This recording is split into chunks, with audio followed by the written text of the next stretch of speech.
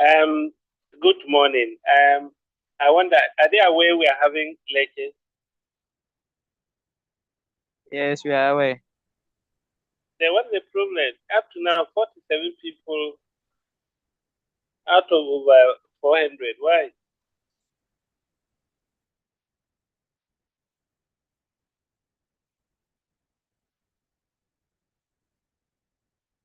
When the class will start at 7 o'clock, it's now 7:07.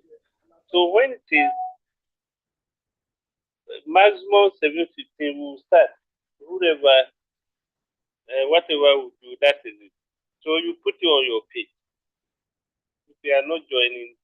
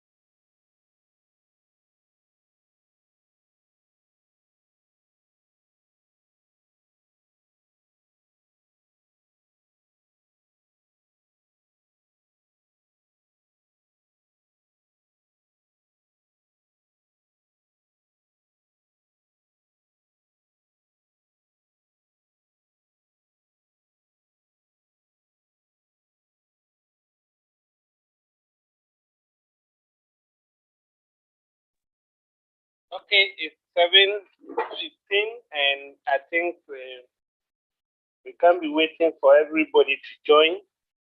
We have to start while waiting for them. Maybe they are okay. They know the whole thing, so we can't wait for them to be finishing our data, and they will be there. It's not a very good system. Yes. So we talked about the brain as made up of three components. So we okay. So let me give a slideshow. Okay, this larger. Yes. So we are looking at the cerebellum now because we were able to do the cerebrum. That means I want to use the pen. Okay. So we looked at the cerebrum, which is the one running all the way here, all the way here, here, here. That is cerebrum. Okay. We've looked at it at the cerebral hemisphere, and then also the diencephalon, which means of the thalamus, and then hypothalamus. After that, we looked at the next portion, that is this one, all the way. That's what we call the brain stem, which is made out of the midbrain here, the pons. We talked about that. And then the medulla oblongata, so MO. Yeah. Please record for us. Oh, okay. Again. Yeah. And also, I don't know, yesterday we were on the transverse cross section of the spinal cord, and then your network went off. So I don't yes. Sorry. I thought it's okay like that. I may have finished it. The only thing I was trying to just explain more. Okay, so let's finish with this. If we wanna can get we can still draw it. All right. Yeah. So I was saying that we looked at the cerebellum and the cerebrum, which is the largest part of the brain, the whole of this one that is a cycle. It made out the cerebral hemisphere, and then here we call the diencephalon, that is thalamus, hypothalamus, epithalamus, and all that. They went to look at the brain stem, made out the midbrain, the pons. So this is the pons that we have, and the medulla oblongata. Then we continue it down with the spinal cord because it was just a continuation. So we continue down with the spinal cord. Okay. Then now we are come back here to look at this portion that is left. This one. See that this is called the cerebellum. That it makes about 10% of the brain. So it's small in that cerebellum. So little brain. So the cerebellum is located at the posterior part of the brain, located at the posterior aspect of the brain. And it's made up of two cerebellar hemispheres. And these cerebellar hemispheres are connected. Like, you know, we talk about this structure here called the corpus callosum that connect the right cerebral hemisphere to the left. And here too, the cerebellar hemispheres are also connected by what we call vermis. Okay, vermis. Okay, so that's the connection. So let's see what happens. And we said the cerebellum is the part of the brain that controls the smooth contraction of skeletal muscles. So now we've talked about 3 parts of the brain that are involved in controlling movement. We looked at the frontal lobe, that is the precentral gyrus, who have the primary sensory, primary motor cortex, primary motor cortex is for movement. We also looked at the basal nuclei. We say they are also involved in controlling movement. So now we are saying that the cerebellum, it also controls smooth contraction of skeletal muscle. So it means it's also having something to do with movement. So they coordinate their action, the skeletal muscle action, and together with the relaxation of their antagonist, so that movement will be smooth.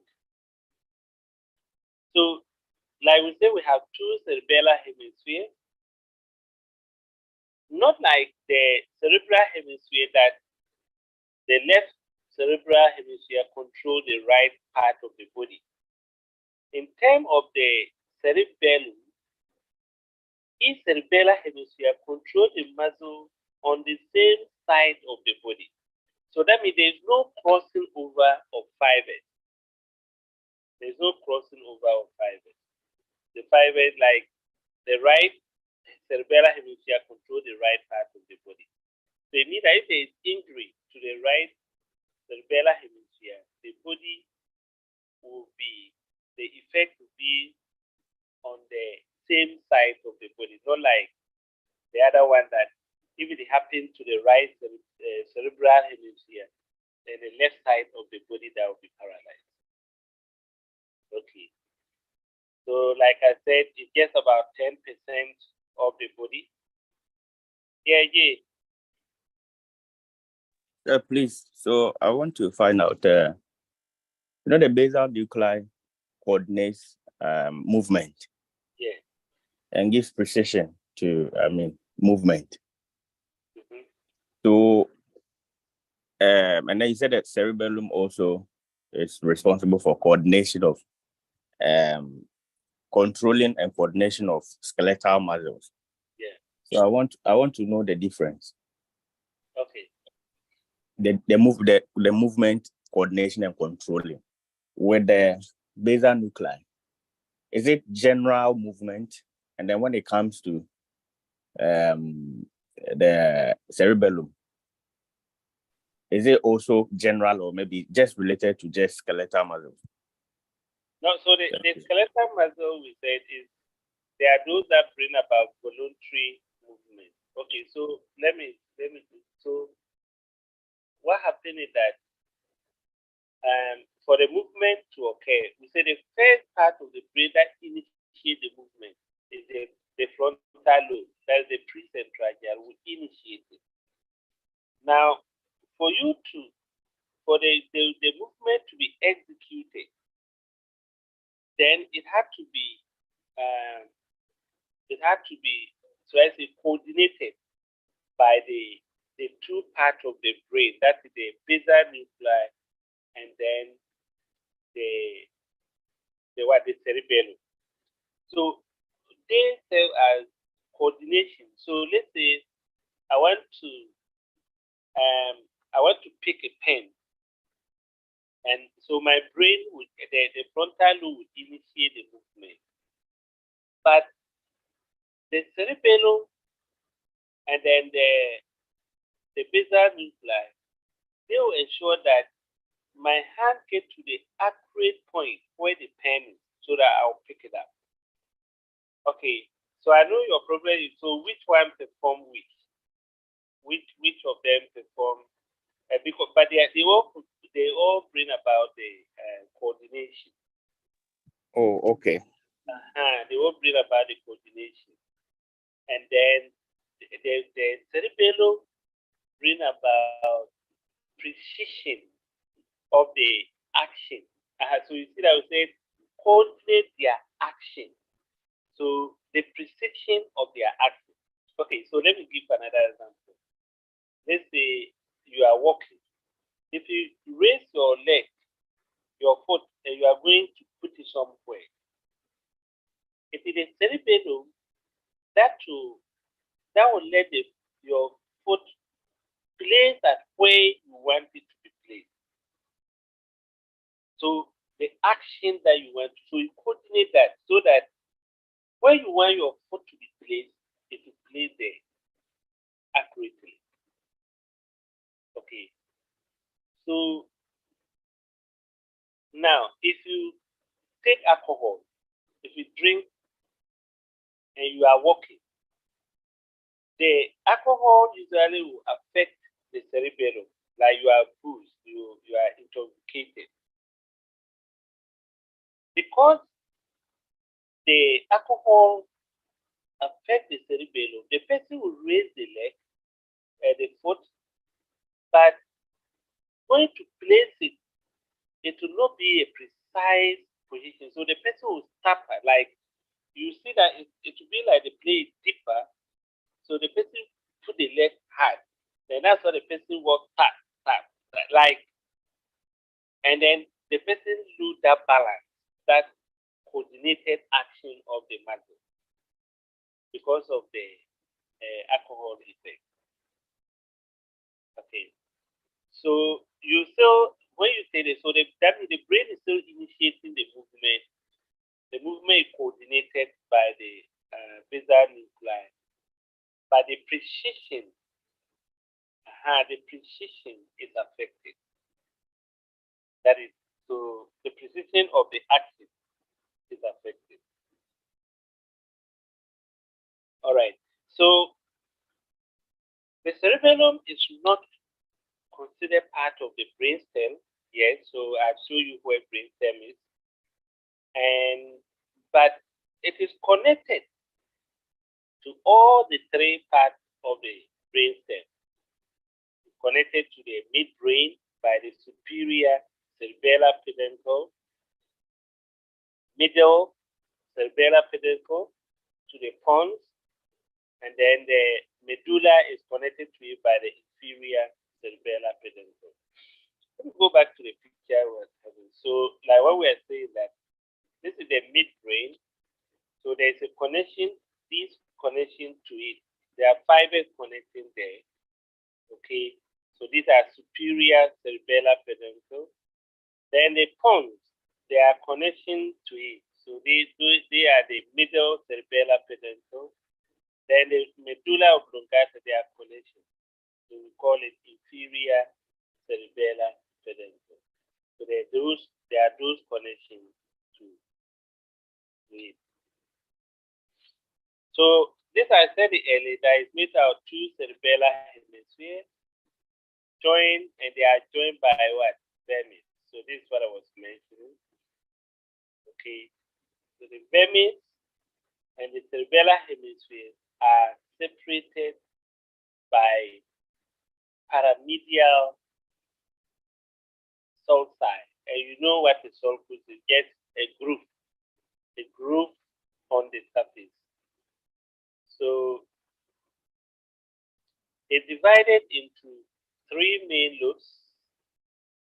Okay, like if you take each cerebellar hemisphere, just like the brain, that is made out of, the cerebellum, that is made out of what? 5 lobes, the cerebrum. We have the frontal lobe, parietal, occipital, temporal, and then the insular. In this case, each cerebellar hemisphere is also divided into anterior lobe, posterior lobe, and then there's a small portion we call the flonodular lobe. So 3 lobes for each of them. So there is a deep transverse primary fissure that separates the anterior lobe from the posterior lobe. Okay. Then a horizontal fissure is the one that divides the vermis, or fissures divide the vermis into superior and inferior vermis. Okay, so let's show pictures. Okay, this is also showing us if we cut through the vermis, this is what you see. You see there's a white matter. You see there's white matter here, and this white matter runs through here. And it divides peripherally. There is a gray matter, and see gray matter. Then if we look at this, let's take this one for instance. It looks like a leaf. It looks like the leaf of the plant. Look at this one too. It's like a leaf. The white matter, when you cut through the vermis, it looks like leaf. Okay, it's spread out like the way the leaf is. So we usually refer to it as the arbor-vitae or arbor-vita. Okay, that is tree of life. Okay, so this is also a very good one where we have the cerebellar hemisphere. This one. Okay, so this one of them, and then another cerebellar hemisphere. And these are connected by the vermis here, okay, by the vermis. So that is what happened there. And you could see the primary fissure here, this one, you see red is this one, and that separates each cerebellar hemisphere into anterior and posterior portion. Okay, so you can see the primary fissure. Yep, and there's another one here, post lunar fissure. Okay, don't worry about the details. That is okay. So, okay, so this is also showing us. Now we say that we have the anterior loop through this horizontal primary fissure, anterior portion. This is the posterior part, the whole of this from here to there. Then we have this, the blue one, the blue color one, that is flocculonuclear loop. So we have 3 loops that are there. And then the vermis is this one, connecting the right side, the left side together. So let's see some of, okay, so this is showing us how fibers are connected from the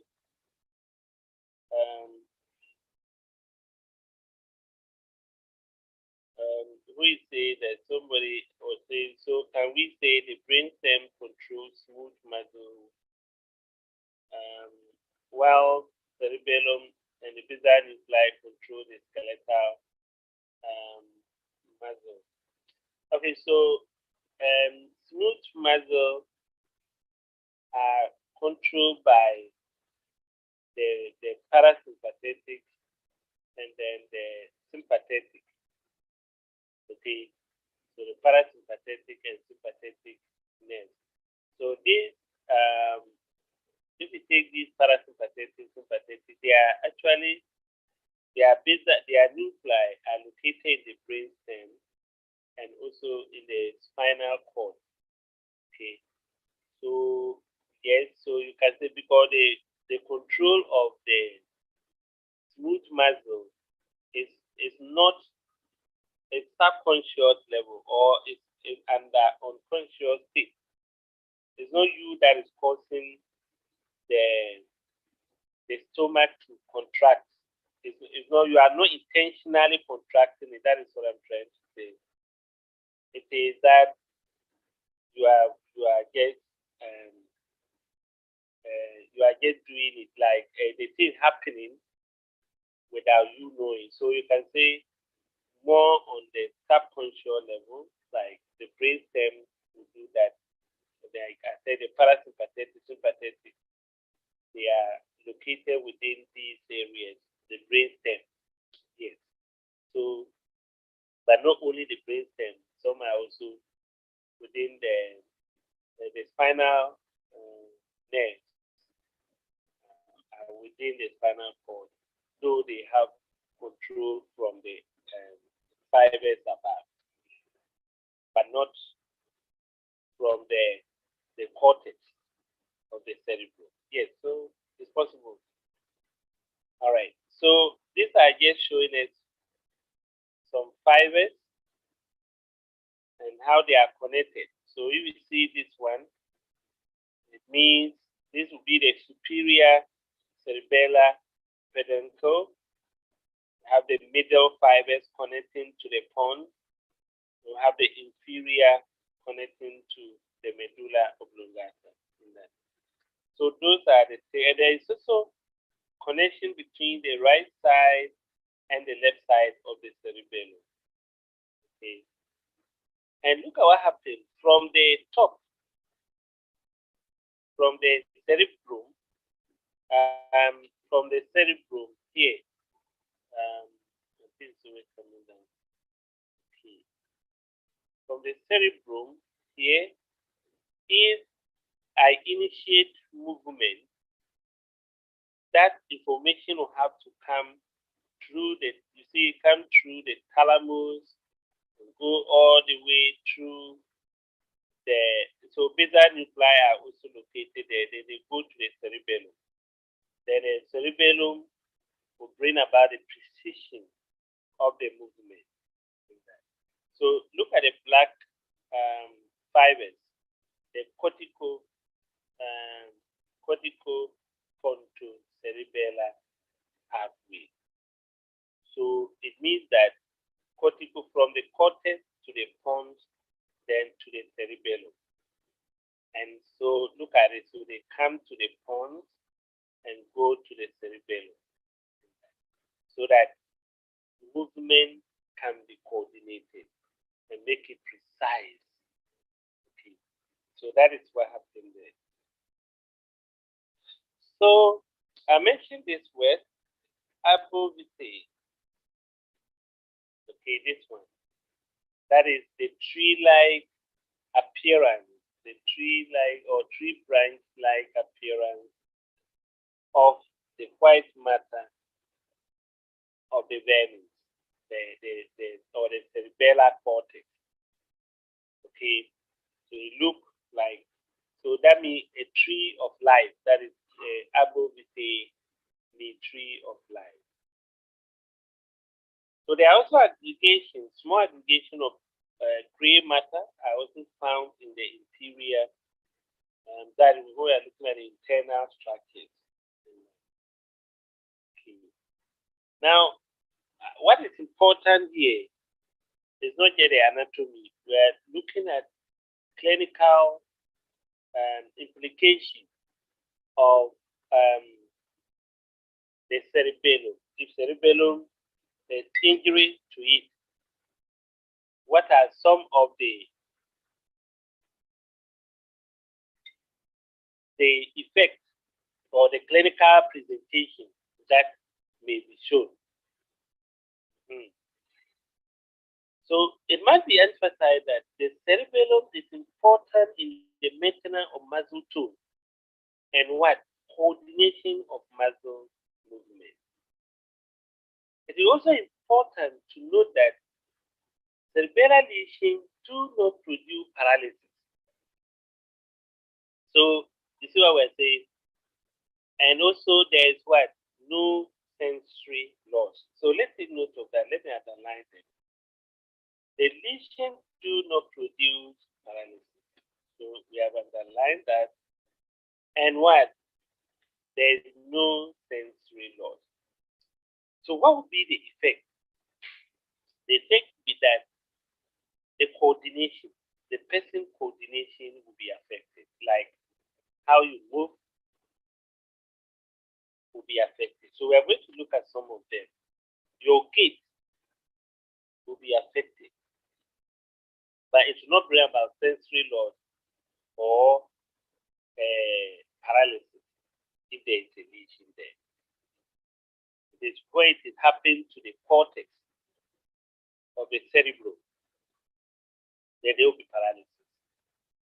Or maybe through the basal nuclei, the pathway, the fibers coming down. We call it the cortical, like yesterday we mentioned, corticospinal tract.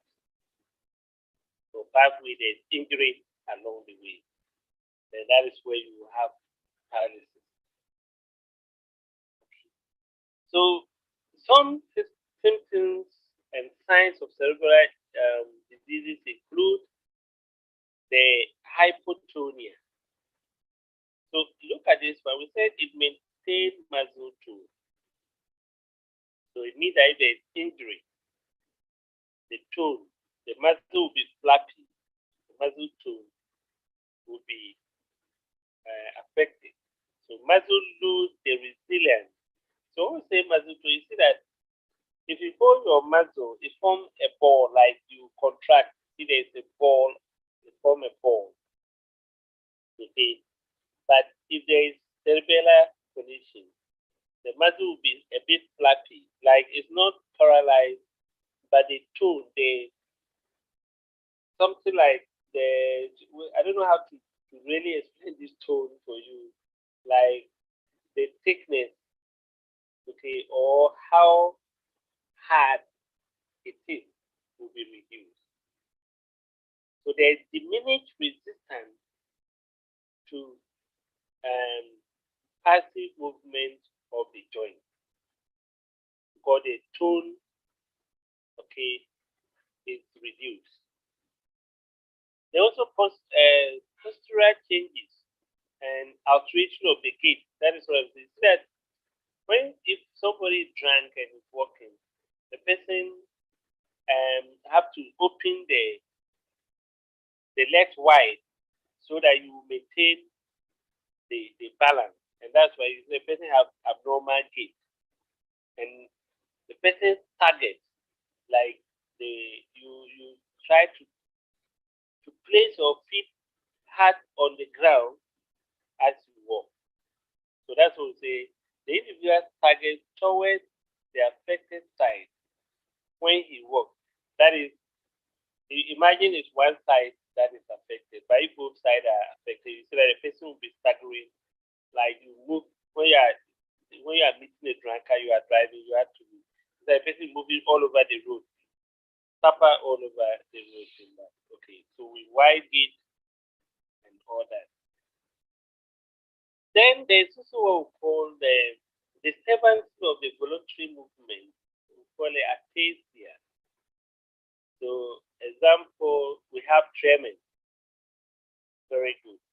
Now, I'll explain something. You see that we're talking about the basal nuclei. So we said Huntington chorea, the person will be having tremors, okay, shaking, the whole body is shaking. Now, with that one, the difference that one is constant. Basal nuclei disorder, the movement or the tremor is constant. Whether you are doing something or you are quietly sitting, the person shakes. That is basal nuclei effect. But if it is cerebellar condition, the person, when you are not using the hands or the body, the person is fine. The hands will not be shaking. But the moment you want to maybe do something with your hand, you see that they are shaking. That means you have cerebellar injury. Cerebellar injury. For example, if you are writing and your hand is shaking, you want to button your shirt, your hand is shaking. You want to shake a beautiful lady, your hand is shaking. Or drinking from cup, your hand is shaking. They should think that you might have cerebellar condition. And then, so we call it intention tremor. Intention tremor because it is when you have the intention to use your hand, that is where the effect comes. Yes, dear, your hand is up. Yes, Doc. Please, so on this one, I know people that when they get angry, or maybe like when they get so anxious, I mean, this happens even when you are writing, when you're so anxious and when we want to write something, your hands, it happens to me a lot. Your hands will be shaking. And then sometimes, yes, when you are very anxious, or maybe you've heard something and then, I mean, you are frightened or something. So does that mean there's a condition with that too? Yeah, no. So you say that you say you are frightened, you are anxious. We have the flight or fight. What is that pathway? That is the sympathetic nervous system. Is the one that involved in cases of fear, cases of fright. That is sympathetic nervous system will secrete the adrenaline, noradrenaline into the system, and that makes your body to shake. So that one is different. It's not that you are, but there is some imminent danger, and then the sympathetic nervous system is activated, and that makes your hand to shake. That is different from what we are talking about. So people's hands were also up. Let me see. Rex. Rex, you can unmute. Good morning, sir. Good morning. Please, I want to ask something about Parkinson's disease. Okay. Yeah, it's somehow related to shaking, if I'm correct. Yes, so it means that you were not part of the basal nuclei, and that was one of the things we mentioned, that basal nuclei disorder, example, a Parkinson's disease. And a Parkinson's disease is rather to result in poverty of movement. That is, there's that kind of rigidity that makes the person to be walking even without movement. But it's a basal nuclei disorder. So that was part of the cerebral. Right. Okay, thank you, sir. If you listen to our recording and those one, I think you get that.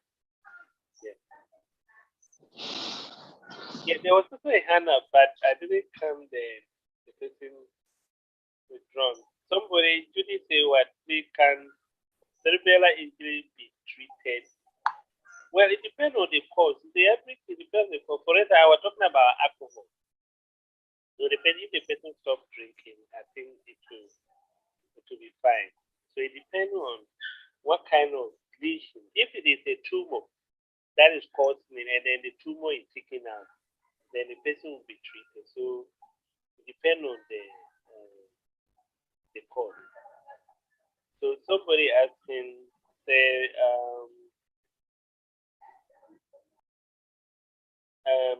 somebody saying what? Say, please, does it affect speech? And they say the other one, can it be treated? Okay, I answered that one. Cerebral condition. Okay, so let go. I think your question will be answered. So it will be answered in the next slide. Now, there's also decomposition of movement. Okay, decomposition of movement. So, for instance, while you are there, we'll perform some exercise. If somebody is by you, like if you hold a pen in front of you or an object in front of you, you touch your nose and go and touch that particular object. Okay. Let me see whether my video will be on. Okay. So you can check my video. So I'm saying you have an object this way, then you touch your nose and go to touch like this. Can you see me? Touch your nose and go and touch the object like this. Now, what happens is, if your cerebral, remember I said, cerebral condition, they bring about precision. So now I'm touching my nose to go and touch the tip of my finger Okay, so that means I have to go to the exact point where the figure is. But if it's not working, so when I touch my nose, then I'm going to touch the figure or the object. I'll maybe it will bypass it. It will not go to the exact point where the finger is. And that means there is cerebellar condition. So that's asking the patient to touch the tip of the nose. Okay. There is what we call pass pointing. Okay, that is when you touch the nose, and then when you are going to touch the object, your finger will not go to exactly where it is. Remember, precision of movement. That is why it does. So if that happens, it means you have cerebellar condition. So treat yourself, diagnose yourself when you can treat you. Then another one, you can also ask the patient to run the heel of one foot on the shin. And if there is problem, the person will not be able to do that. It will slip off. The shin will slip off. There's also another thing we are going to do. Another test for it. It's called dystocokinesis. Okay, dystocokinesis or kinesis. So try to pronounce it yourself. So we are going to do this exercise. And so you watch the video, what I'm going to do. You are going to do clap and turn your, so you like something like this. I don't know whether you can see. Okay. So like you pronate and supinate your hand on the other one. Pronate, supinate, like this. So let's do that. Everybody start. Let's do that. This is what we call this dystocokinesis. This dystocokinesis. Okay. So if there is cerebellar condition, the person will not be able to perform this act. So you see that the person will do like jerky movement. It will not be fast, and then sometimes instead of pronation, the person may clap or supinate and clap without making the movement. The movement is uncoordinated. That is what we are saying. Okay. So that movement, alternative movement, is what we refer to as this dystocokinesis. Very good. So try in your hands, as wherever you are, website. Try to make this dystocokinesis get an alternative movement. Okay. So very good. Then disturbances or reflexes also occurs. So reflexes like knee jerk and all that also disorders. And then disorders of ocular movement. The eye, we have what we call nystagmus. If you move your finger, like you ask the person to watch, and then you see that the person's eyes will start thickening or moving. Okay, start moving. That is what we call nystagmus. Movement, abnormal, uncontrolled movement of the eyeballs. That is what nystagmus. So cerebellar condition can also lead to that. Yes, they're answering the question somebody whether it affects speech. So you see we have what we call dysarthria. So the speech will be affected. So if you know the speech, you need to also coordinate the how you pronounce the words and all that are coordinated so that the words come out as a precise pronunciation. Okay, so that means if you have cerebellar condition, there will be that uncoordinated speech. Okay, yes, Rex and J, I think Rex will have first. Yes, Rex, you can talk.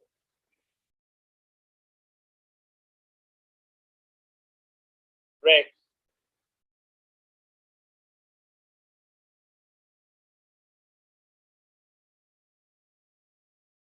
Sir, please. Oh, Hello. yes, Please. I know the cerebellum is not a speech center. Our speech is it related to speech. When we were teaching the other time, you mentioned that the speech we have a speech center, but this what you are doing is concern muscles. So I'm quite surprised when we are bringing speech inside this particular area. Thank you. okay, Rex, thank you. If you also listen, then we are saying that the speech we are making is skeletal muscle, like my tongue is controlled by skeletal muscle. I can decide to stick out my tongue. If I want to pronounce the word, depending on if it is Z, the tongue have to move. If it is la, you see the L, so the tongue is moving. My lips also contain skeletal muscle. They are moving. So they should also be controlled or like coordinated. You see, the primary motor cortex or broken in the cerebrum, Roman number 44, 45, is for is to initiate. But these movements are also coordinated by the what is that, the cerebellum. So that's what say these are three like uncoordinated speech or clear in a way. Yes, yeah. I don't know whether you are okay. Yeah, I'm okay. Okay, thank you. Yeah, Yes, yes, sir. yes, one is that. Yes. So I wanted to find out, since when if the cerebellum has a problem, it affects the coordination of speech. Does it mean that people that stammerers, do they have issues with their cerebellum? Well, summary. In fact, the cause is not really from the cerebellum. We have the speech center, and mostly the problem may come from the speech center, like how fast the the the words are initiated, the movement are initiated to come. And sometimes they even say genetic is inherited. So like there's no specific, but let's open it. There's no specific cause. Like say it's due to this part of the brain or this one that is making you to have that. So not very very specific. Yeah. But like I said, the primary motor cortex, they have a role to play where how quickly these words are initiated to come might delay a bit. Okay. So that is what it is. But we can Google more and see. Some people have questions. We said that injury. Hey, who is that? Eric is saying that Is that the one? No. Okay. This Eric is saying please kindly go over the reflex disturbances. Okay. I'll do that. But there's somebody that asked the question. Who is that person? And St. John, or is it St. John? Is it St. John or St. John? St. John is dead. So he said that injury of the cerebellum affects sexual intercourse.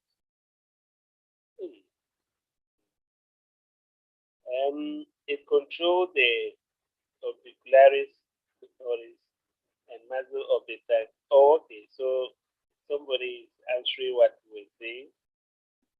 That cerebellum injury causes mental health problems.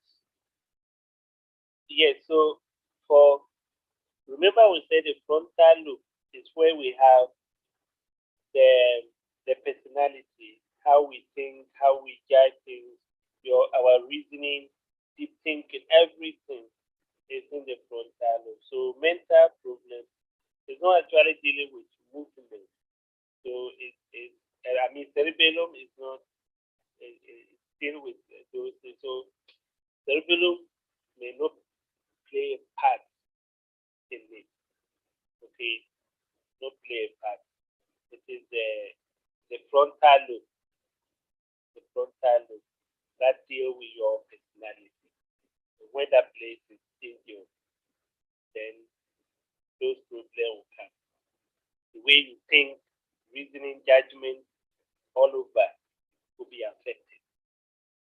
Okay, so that is for that is assessment. Okay. Somebody that asked whether it affects. I can wait to see how the reproductive system will be. Yes. So I say I can. Okay.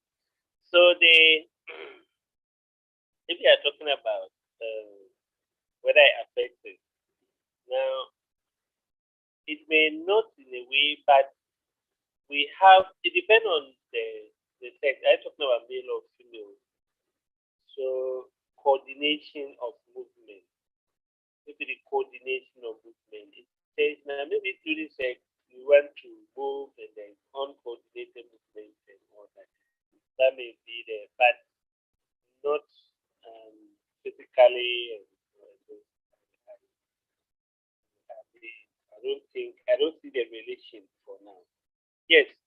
Then lastly, we have for the vermis, which is the one that connects the cerebellar hemisphere. So, and this, when this is injured, it results in the trunk, your trunk from the head, the chest, they will be moving like uncontrolled movement on the trunk. So the person moves forward, backward. So the trunk is moving. That is what we refer to as titubulation. You can go for this one.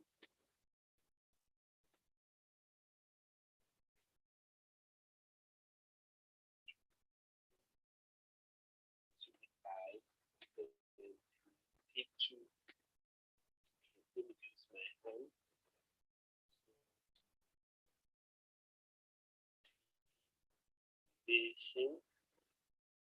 So titubulation. So Google this one. Titubulation is the uncontrolled movement of your trunk, and it's due to vermial disease. That the vermis part is injured, then you have titubulation. The person's balance is affected, so the head, neck, trunk are all moving. It doesn't affect the limb. Okay, for the upper limb and then the lower limb are not affected. Okay. So those are, in fact, so the cerebellum have lot of challenges, lot of things. Any question on that?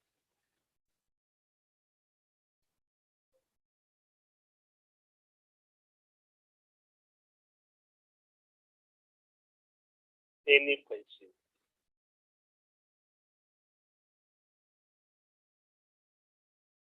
So if there is no question, let's do another one. So sharing.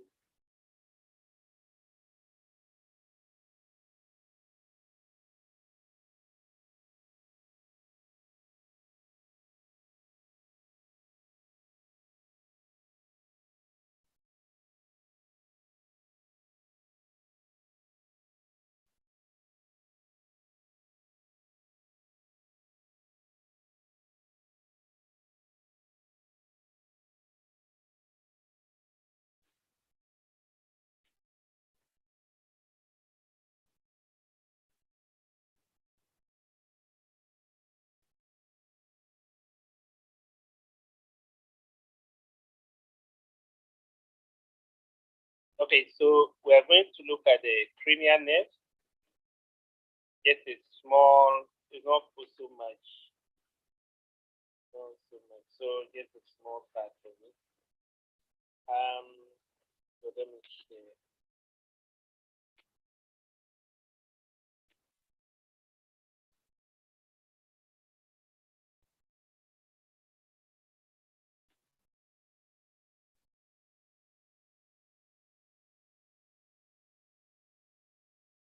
Okay.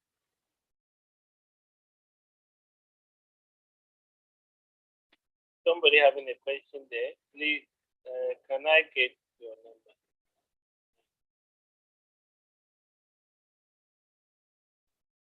They do. Any big problem? You can get my number from the class rep and give my number to you. Okay. So we looked at the next one, that is the cranial nerves. Already we have talked about the cranial nerves, that they are coming from the brainstem. Two of them are actually from the cerebrum. The first two, then the next two are in the midbrain, the next three and the next four in the pons, and the last four in the medulla oblongata. Now, cranial nerves, they are the nerve that supply to the head. Okay, the head, like your face, the neck. Sir. Yes. Please, you're not recording this one.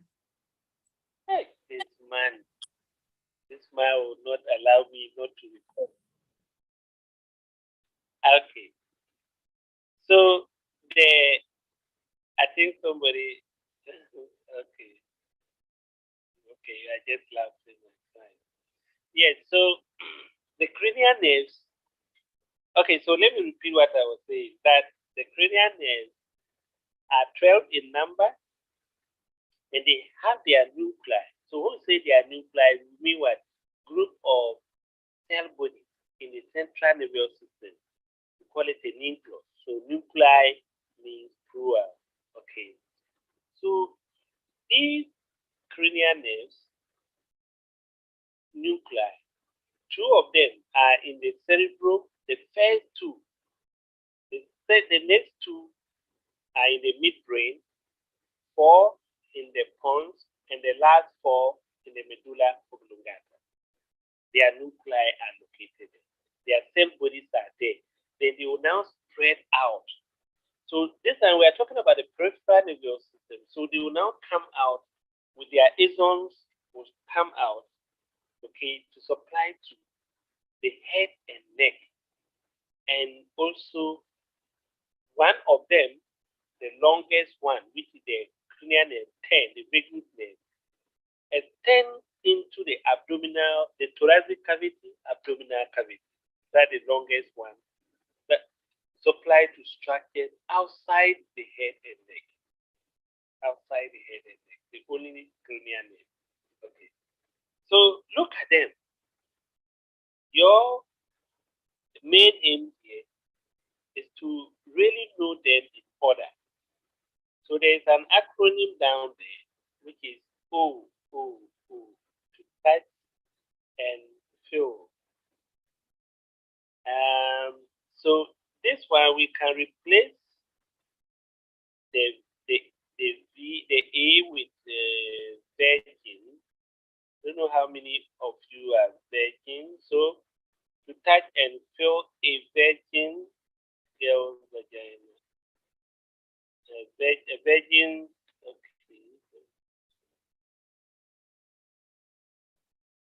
Okay, no. So the A, we are replacing the A. So we are replacing the A with virgin.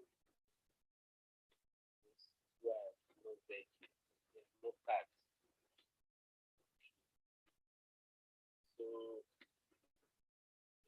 So we can replace it with virgin. All right. So let's go on. To touch and feel virgin girl vagina and hymen. Very good. So that is the acronym for the 12 cranial nerves. We say the first two, their nuclei are in the cerebrum. So that is olfactory nerve, cranial nerve 1, optic nerve, cranial nerve 2. Then this one, okay, that oculomotor nerve, and then trochlea, that is 2.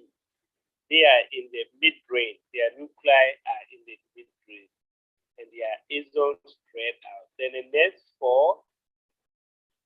So this is cerebrum, this is midbrain, this is pons, and this is medulla oblongata. Okay. So their nuclei, where they are originating from. So abducent, facial, vestibulocochlear. So the vestibulocochlear, that is the virgin. Okay, then the glossopharyngeal is the girl, vagina, vagus, accessory is the end, and then the hypoglossal nerve is the hymen. Do you still have hymen in you? Okay, just a question. So those are the cranial nerves. Now our next is to find what are their functions.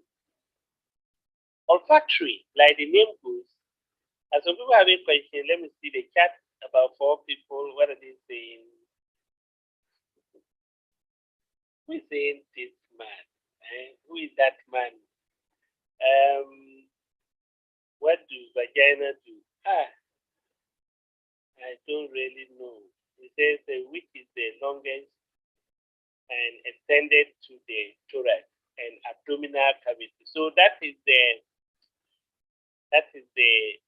vagus nerve. I said the vagus nerve, cranial nerve 10 is the longest cranial nerve, and that's the one that is extending to the thoracic cavity and the abdominal cavity, supplying to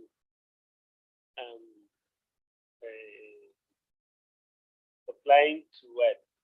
The intestine, the heart. They give parasympathetic fibers as well. Now, 4 of these cranial nerves have parasympathetic fibers. They move with parasympathetic fibers. So that's why, like the vagus nerve is one of them that have parasympathetic fibers. So it moves in with it in that. So what are the 4 that have those one? This is one of them. So that the oculomotor one contain parasympathetic fibers. Trigeminal. This one, glossopharyngeal, and then vagus. They contain parasympathetic fibers, so that as they move, they go to supply to either smooth muscle, okay, or glands. So they contain that. Now, their function that we're talking of. So if we take, okay, another concept too. Another concept before we go. When we're talking about the spinal nerves, you realize that I said the dorsal root is sensory, the ventral root is motor, then they join to form spinal nerve. So all spinal nerves are mixed nerves. But when it comes to the cranial nerves, it's not like that. Some are pure motor, some are pure sensory, and some are combined, like both motor and sensory, just like the spinal nerves. Okay, so there's also a way of knowing which of them is pure sensory, which of them is pure motor, and which of them is a mixed nerve or both. So there's another acronym that we usually say. Okay, let me write it. So this is some the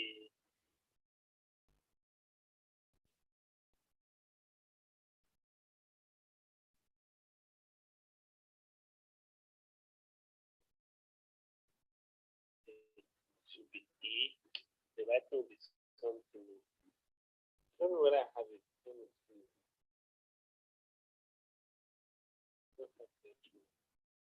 Okay, so maybe I just mentioned it. We said, so you can write it. It says, some say money matters. Some say money matters. But my brother says, big but matters most. So let's write it down and see. Some say money matters. But my brother says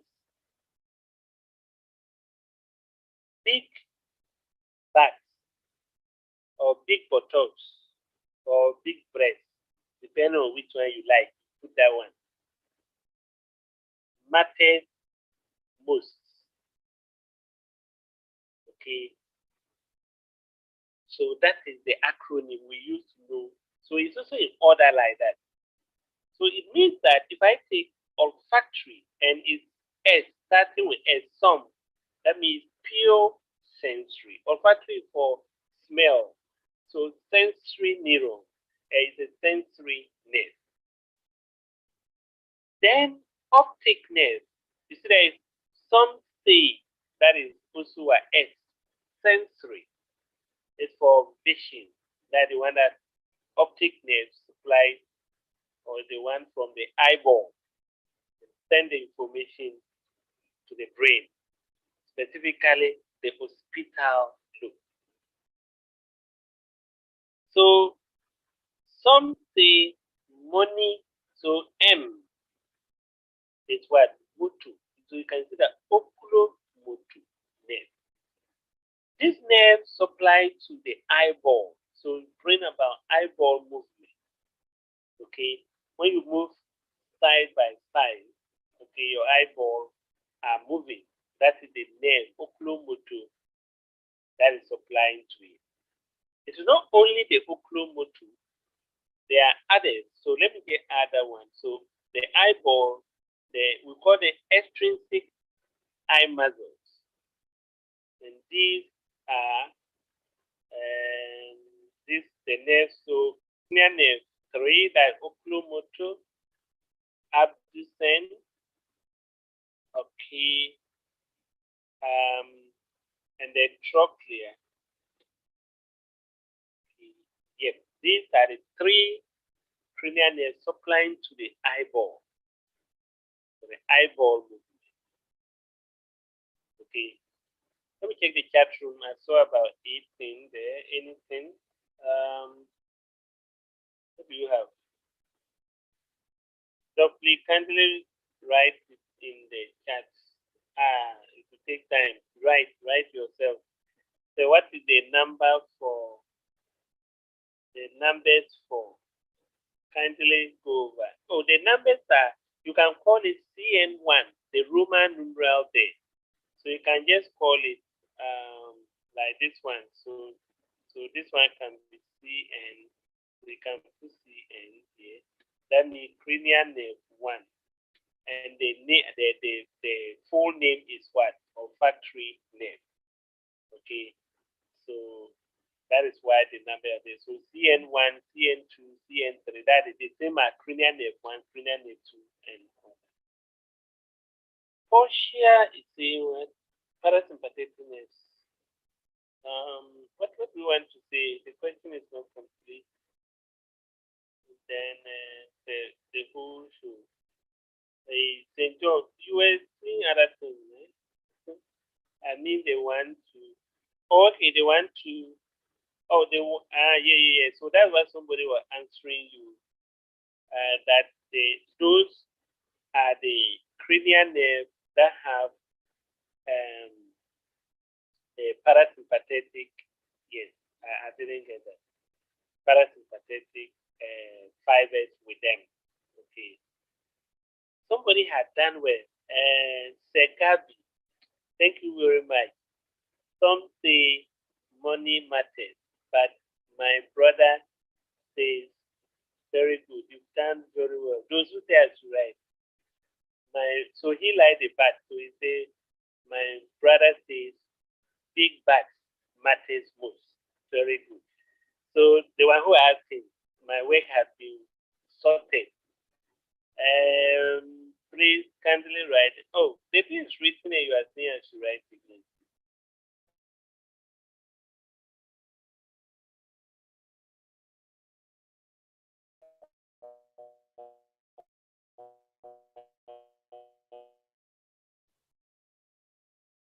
Actually, you can talk.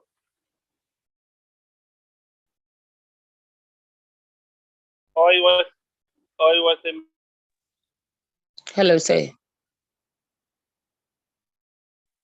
Hello, say. Hello, say. Hello. Hello, say. Yeah, Good morning. Good morning, Philip. Please, about the some say money matters. No, I can't see it too. I can't see it from the chat. So if you allow Gabby to share it to everyone, maybe he sent it to you personal. Let me see. Okay, thank you. Let me see. I'm coming. I want to see whether but it's to everyone. Yeah, to everyone. The Gabby sent to everyone. Not so go up a bit after TZ said thank you. After that, you see. Okay. So David says it's in the chat, so he has seen it too. So pull down the chat, you see.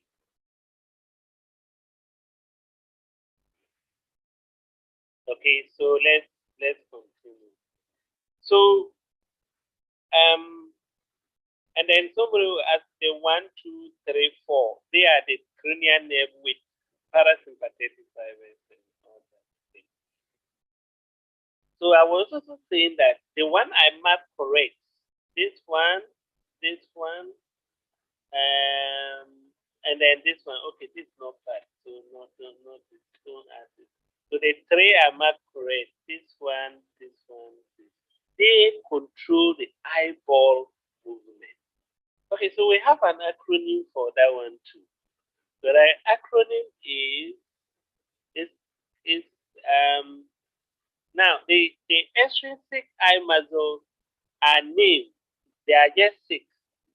So we call them so let me list that one. So we have what we call superior rectus, inferior rectus, lateral rectus, okay, medial rectus. Then we have superior oblique and inferior oblique muscles. So that if I want to move my eyeball, let's say there's somebody in my left side, and I want to see the person without turning my head. So that I'll just turn the eyes. Okay. Let me put a video on. Okay, so my eye cannot be seen to plain. So I want to look at somebody here without turning my head. You just move your eyeball, okay, toward that side. So your lateral rectus is moving the left eyeball toward the left. The medial rectus will pull it the right one toward the left, so that both eyes move at the same time. And these are controlled by these muscle nerves we are talking about: the medial, lateral, inferior, superior, recti muscles. Then we also have the superior oblique and inferior oblique. So they are all innervated by these cranial nerves. The three cranial nerves are put. And so we have a formula for them. Okay. So usually we have what we call, so you can say, let me go to the next part. Go place. So this one, please. Back. All back. Okay. All right. So L6. Let me write it here. L6 and SO LO4.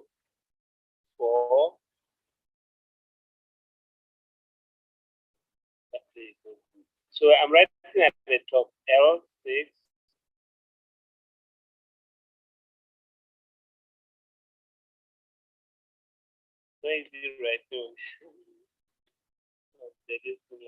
Okay. So some will say so L, either L6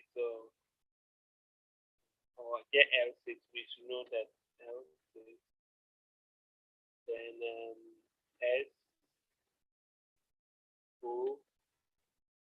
So you keep the formula very well. SO4, and then 4 into bracket, 4 bracket close 3. Okay, very good. This is the formula. Yes. Please. Can I see the formula? Please, I suggest you erase maybe the ones you've done previously, so that the board will be clear for further writing. I'll clean it. But have you seen what I've written here? This one. Can you see? L6, SO4, and then all 3. So it means that the 6 stands for the cranial nerve. The numbers are the cranial nerve. So cranial nerve 6, cranial nerve 4, cranial nerve 3. So it means that lateral rectus is innervated by cranial nerve 6. Superior oblique is innervated by cranial nerve 4. And all the others left. So we've taken out lateral rectus, that is cranial nerve 6. Then we've taken out superior oblique, is cranial nerve 4, that's trochlear nerve. Then the rest left, that is this one, this one, this one, and this one. 4 of them left are innervated by cranial nerve 3, that is the oculomotor. Okay, so the 3 cranial nerves, oculomotor, trochlea, are present, all innervated the eyeball muscle. So if I want to move my eyeball upwards, downwards, lateral side, medial, then I'm able to do that. Or I can even rotate the eye. Some people can rotate their eyeball. The superior oblique, inferior oblique will do that. Rotate the eye. Okay. So those are the, so let me clean the board now.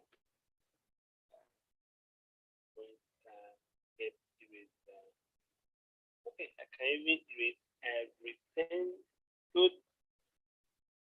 All right. So now let's see another one. Next one, we're done with this trochlea. Then trigeminal nerve. Now trigeminal nerve is a nerve that one of the largest nerve or the largest nerve, a cranial nerve, is going to come to a point here. Then it will divide into 3 parts like this. The one. So 3 parts. That's why it's called trigeminal. And it is a mixed nerve. It's a mixed nerve. So if they ask which of the following is a mixed nerve, or is a motor, or is sensory, we should be able to tell based on our something. You just arrange them, and you are able to pick up which one is which. This is the mixed nerve because it contains sensory, both sensory and what? Motor. Both sensory and motor. You said it's a what nerve? I mean the trigeminal. We are talking Yes, you about said it is for a mix or what? A mix. a mixed nerve. Mixed, like both sensory and what? And motor. Both sensory. MIXED. Motor. Or which one? Mixed Yes, I'm nerve. talking about the trigeminal. You said it's something nerve, but the word is not clear. It's a mixed nerve. Mixed. Like, MIXED. Okay. Yeah, are you okay? You say mixed nerve. Like the if it use your distance, like some say money matters. But so when you come to this one is but. But stands for both. Both, that's what they mix together. Both sensory and what? Motor. Okay. Now, it divided into 3 parts. We call this one the ophthalmic branch. This one is the maxillary branch. And then the last down one is called mandibular branch. So we have, let me see, we should have, yes, they come here. Let's look at this one. This is the trigeminal. This one. Okay. So as it comes, it divides into the 3 parts. So ophthalmic is supplying sensation to your forehead till the tip of the nose. Sensation. You see the color there, ophthalmic branch. Okay. So that is ophthalmic branch here. Okay. Then the maxillary branch supplies to sensation from the lip, your lip, and then the thighs, the cheeks, the upper part, the maxillary area. That is where it comes to. Then the mandibular branch supplies to the sides of the teeth, the mandible. So the lower lip. So let's say somebody is kissing your lip, then it is the sensation that you're feeling is sent to the brain through the what? The trigeminal nerve. That's the maxillary, mandibular, ophthalmic. Somebody is touching your forehead and you are feeling the touch. It is trigeminal. That is what we are talking about. Okay.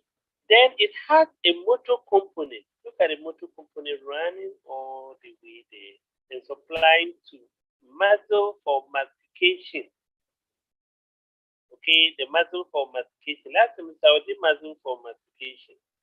Temporalis, masseter, pterygoid, medial, and lateral pterygoid. So that is trigeminal. Okay.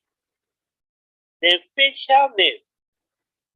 It's also a mixed nerve, and it's one of the nerves that contain the parasympathetic. Look at it here. It's applied to muscle for facial expression. So that one is easy, like facial nerve supplied to muscle for facial expression. If you want to wrinkle your forehead, you want to laugh, yes, laughter and all that. You want to frown your face or smile, all those is what facial nerve, that cranial nerve 7. And it also contains, it's applied to taste sensation, is for taste. Special senses, so it contains special senses like taste. The anterior to third of the tongue is by that. The taste. Let's say you put salt, sugar in your tongue, and then that taste you feel is by the facial nerve. Okay, so that is what it is. And then the next one, vestibulocochlear, that's the virgin. It's applied to it's a pure sensory. So it is for hearing and balance. Vestibulo is for hearing, it's for balance. The cochlea is for hearing. So vestibulocochlear, cranial nerve 8. Then cranial nerve 9 is the glossopharyngeal. It also contains taste buds. It's supplied to taste buds in the pharyngeal area and the posterior part of the tongue. And it contains motor tube for your throat, like for swallowing and all that. Then the longest one, that's the vagus nerve, cranial nerve 10, supplied to, you see they put the larynx, the trachea, the lung, the heart, okay, even part of the ear, they come to the GIT, supplied to all the GIT. Okay, except a small distal component, but almost all that. Then the accessory is a motor supplying to the trapezius muscle, the sternocleidomastoid muscle of the neck. Okay. And then finally the hypoglossal is the one that supplies to the muscles of the tongue.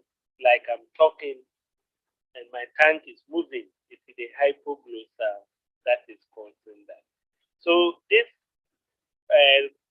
diagram shows us the various cranial nerves and what they are innervating. So very important, we should look at it. This one already showing us the cranial nerves. So you can see the olfactory, the first one. This is the optic nerve. And then we have the oculomotor trochlea. This is the trigeminal. This abducens, facial. This one is the vestibulocochlear. Okay, glossopharyngeal. You have the vagus. It's also part there. This one, big accessory, and then hypoglossal. So those are the cranial nerves showing at the base of the brain. At the base of the brain. So this showing the olfactory nerve. Last one we're talking about the smell. We say You find the temporal lobe, and there's a point called the uncus. This area, that is where smell is interpreted. Okay, the uncus part of the brain. Uncus. Then the optic nerve. Okay, then we have the eye muscles. Superior rectus, inferior rectus, those one we mentioned them. You can look at them. And that is cranial nerves. Any big question?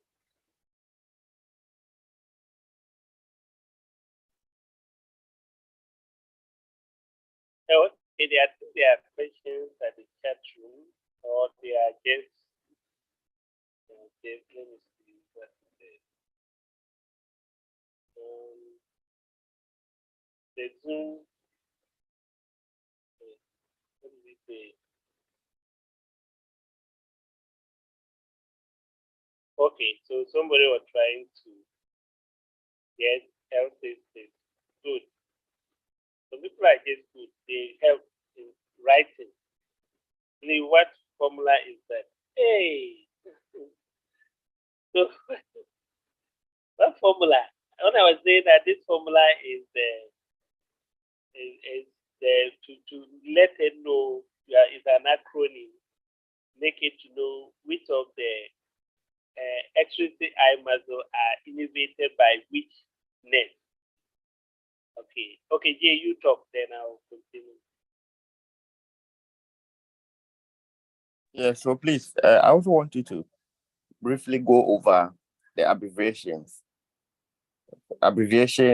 for the names of the nerves, and then the other one that says, some say money matter, but then my brother says, yes, that's one. And then the formula. Kindly go over them for us. Thank you. Okay, so, somebody say mix. Yes, mixed nerves. That is what I was saying, and somebody will not getting me. So contain both sensory and motor. Yes. So zoom your screen and explain the trigeminal again. Okay. Nerves repairable. Now, when we started by the first introduction, we said matured nerves, when they are injured, they may not be able to be repaired. Okay, so somebody will say go over the formula, and then so then he is saying something, and I think some people are also saying that. Now, so what we're saying was that those formulas are they are not actually like mandatory, but in experience learning, we try to group things in smaller bits, in form of acronyms, in form of it can even be in songs. Okay, when like that, when they're in small bits, they serve as clues for you. So I'm not actually saying that you must just choose that formula. You can have your own way of learning, but because I teach several students, so I just try to form those things so that it can help you. It doesn't matter that you have L6, SO4, and AD. L6, SO4 will tell you that. Imagine exam they ask you which nerve innervates the lateral rectus of the eye. So lateral rectus muscle of the eye.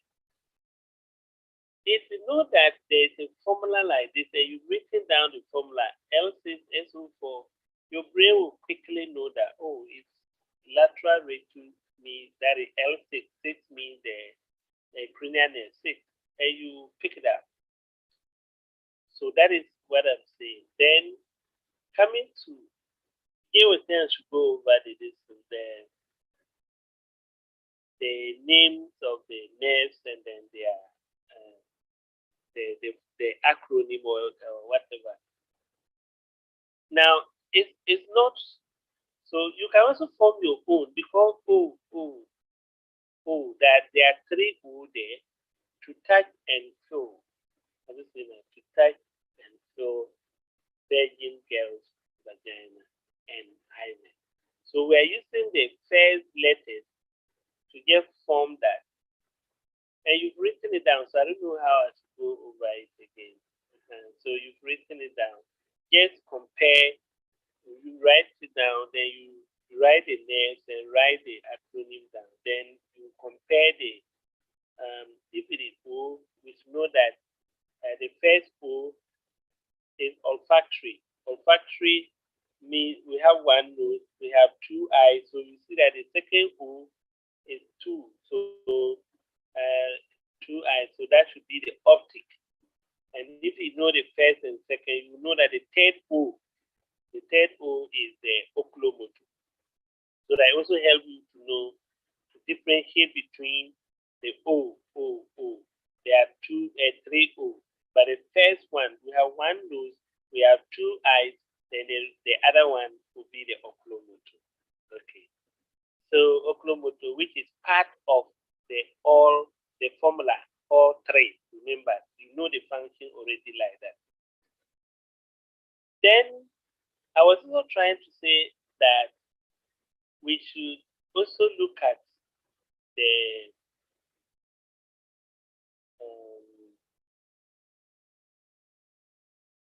we should also look at our distance, the nerves, the cranial nerve, which one is the mixed nerve, which one is sensory, and which one is motor only. So that's why that formula also now comes to the money matters, but my brother says big buttocks or big breasts matter most. Yet to say that anytime you get to a cranial nerve and at the side of it is S, it means sensory only. If it is M, it means motor only. If it is B, it means both motor and sensory. Yes, so that is what we have. Okay. Yes, so I think some other questions. Please share the screen. Okay. I should have said the screen. Please, we can't see your screen. Yeah, it was not shared. It was not shared. An acronym for easy remembrance. Yes, so that is what I'm saying. Big much thank you. You said it. There's some say okay. S sensory and motor, both motor. Oh, thank you very much. And if you are taking notes like that, I shouldn't have problem. Just take notes. Then, so please, okay, share your screen. I was just explaining back. That is why I will share. Okay. All right, so I think I responded to apart from those here to share my screen.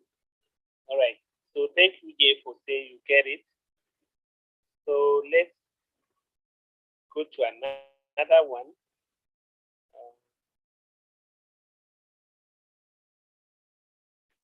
So let me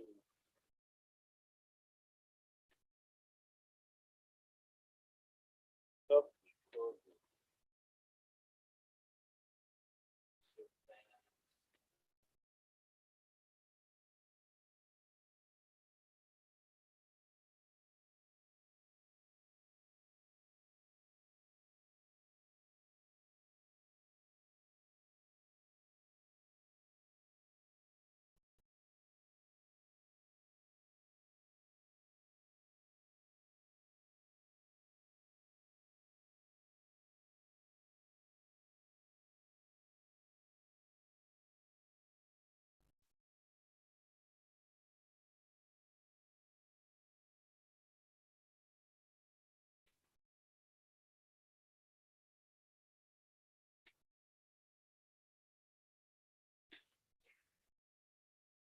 I think this morning the network is fine. That's why it's good to have lectures in the morning. Okay, so this is we are done with it, like the peripheral nervous system. We are done with the spinal nerve. We have talked about the cranial nerves. They form the peripheral nervous system. Okay, but yes, if I don't flip through the, you tell me that we've not done it. So we are just flipping through them.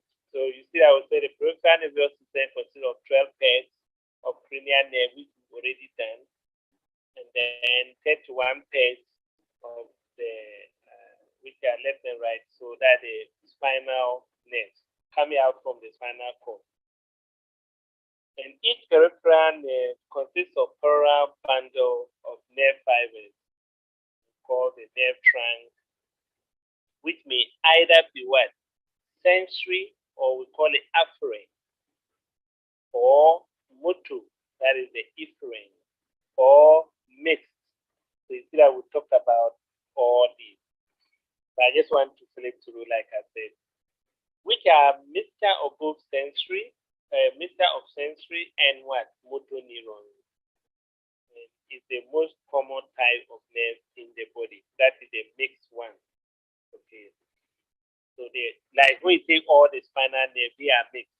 It is only the cranial nerve that some are mixed, some are sensory, and some are just different. So if you look at this one, the spinal nerves, somebody said zoom. Let me zoom it here so that you can see. Okay. Yesterday, so this is the vertebrae. The vertebrae, the posterior part, this is the spinal process. So you see that the spinal cord here, it had the H appearance. This is the dorsal horn.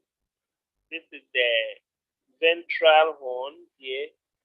So it means that this one coming out is the motor root. That is the ventral root. And then this one will be the dorsal root. The dorsal root usually have the ganglion. And you know what the ganglion is. So it's called the dorsal root ganglion. Dorsal root ganglion. So you now see that the ventral root and the dorsal, they come together to mix, to combine. And this is what we call spinal nerve. This is what I was drawing yesterday. So this is spinal nerve here. Then from there, they divide immediately. So you have the ventral ramus, and then this is the dorsal ramus. So the dorsal ramus, look at it, supplied to the muscle of the back immediately. Then the ventral ramus run around the body wall, the anterior part like this. That is the ventral ramus. So they form the intercostal nerve, and in the brachium, they form the brachial plate, that the arm, the hand, the upper limb, and they also form the sacral and lumbar plates that supply to the lower limb. Joining to them in some places is a sympathetic ganglion. Okay, that also run through that. All right, so that is how spinal nerve is. Oh, sorry.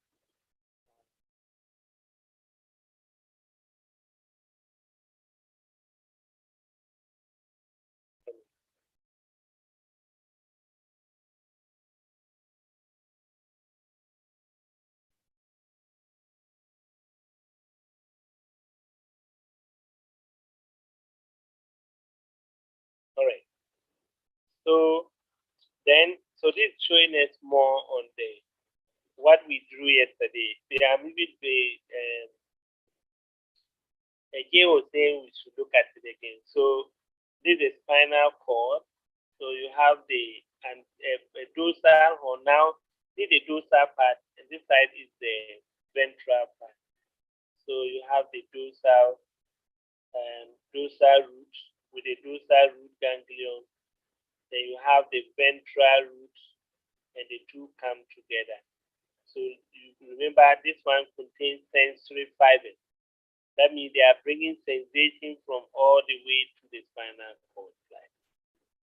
And then from the motor, they send out the motor fibers. And they may also contain parasympathetic, sympathetic fibers that run with them. That's the green one you are seeing. Divided into ventral ramus and then dorsal ramus applying to it. So this is spinal the spinal cord and the spinal nerve. So this one of I asked you to draw something when you are coming, you bring it. As I used to draw, I can still remember, I used to draw the neuron. I believe you are refused to draw. When you come out, look at it. Then you are also to draw this one, that is the transverse section of the spinal cord. And then you add this the spinal nerve. So the dorsal root, ventral root, then you draw it this way. So I will write it down too. So you have to draw it in your, get a nice sheet and draw. So then I also mentioned last that we have this one that is cervical nerve, spinal nerve, 12, 5, 5, 1. We talked about all that. Okay. So that's what I'm saying. Just to flip through so that people will not say I've not taught that one. So you see the places we talked of, cervical places, C1 to C4, C5, part of C5. Then brachial places. You remember we talked about this. That is the C5 through C1. Then the lumbar places L1 to L4, and then sacral places we can talk about from L5 through S3. In that I wrote it down that day. Good. Ganglia are structured containing cluster of cell and nerve cell body on the pathway of peripheral nerve. See that? So a ganglia. So we have sensory ganglia, cranial nerve ganglia, autonomic ganglia. They are group of cell bodies in the peripheral nervous system. These are things we mentioned earlier. So reflect, and sometimes there are some things that take place they need fast reaction that you don't even need to do it voluntarily. They are reflexes. So a reflex is an involuntary response to a stimulus. Okay, so we've been saying that if your hand is in fire, the information go to the brain. So there are times it may not even get to the brain. It will be a reflex action. But the moment the thing touches it, we have reflex. So the thing occurs under involuntary condition. You are not even aware. Okay. So a neurological pathway taken by the response is called the reflex act, the pathway. So the simpler reflex act, that the monosynaptic reflex act, consists of receptor organ, afferent neuron, interneuron, effector neuron, and then the effector organ. The monosynaptic reflex act. The pathway, the neurological pathway. Okay. Higher center has influence on spinal reflex. So it may be the information will occur at the spinal level. So the brain, the higher level, may have influence. Okay. It occurs suddenly within that place. Okay. So then, we also have what we call dermatome. A dermatome is an area of the skin. Yes, No, please, I want to ask a question. So, kindly go back to the previous slide. Yeah. Yeah, so, yeah, you said the simplest reflex arc, monosynaptic reflex arc, consists of the things listed below. Yeah. So, I wanted to find out, are there complex reflex arc, maybe disynaptic or maybe tri? Like multisynaptic. Yes. We have multisynaptic reflex arc. But monosynaptic, let's say you have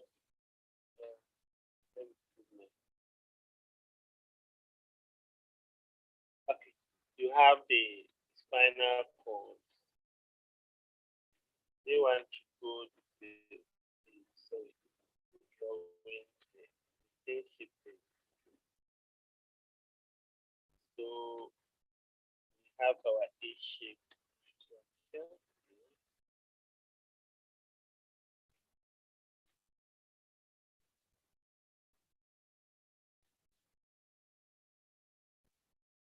All right. So what we're saying that the reflex, let's see here. So this is our ventral. So that means that the motor, and this is the dorsal part. Okay. So sensory this way. Remember with the here. Let's see. You have, and let's say there's a sensory receptor connecting to that. Okay. If there is fire here, so let's say there's fire here, and your finger touches it. So what we're saying that information will be picked from this receptor. So you see that receptor organ. And the receptor will now result in generation of action potential. Remember, there will be what? Depolarization. When sodium ion channel open to allow sodium to enter, resulting in depolarization. And that will be conducted through this neuron. Then at the spinal level, there's an interconnect here we call interneuron that connects this one to the motor. Then immediately the information comes this way, and then you will pick up your hand. So that's where we have the interneuron in the spinal cord, and then the efferent, which is the motor neuron, and then it goes to the effector organ, which could be a muscle, and then the core contraction of the muscle. So this is the simplest reflex act, the neurological pathway. Okay, the neurological pathway. Normally, it's supposed from here, it's supposed to go through the, this is pain. We are talking about pain. So if it is pain, pain goes through the anterolateral spinothalamic pathway. So from here, it goes up to the brain, to the thalamus, and from the thalamus, it synapses with another neuron that goes to the sensory cortex for interpretation. Before information will come from the cortex, that is the primary motor cortex, that goes to the muscle. Okay, but doing that, it will delay. Okay, though these are fast activities. By imagine your hand is in fire, you need to take it off without even thinking. You see, so that means that indicates to the brain for you to interpret. From the spinal level, involuntary, then the thing is taken off. Okay.